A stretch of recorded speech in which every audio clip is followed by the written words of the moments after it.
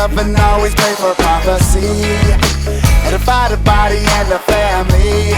Follow the way of love no matter what opposes you. We don't live for this life. Follow the way of love, the land of milk and honey. This life is but a vapor, can't you see? Follow the way of love no matter what comes down on you.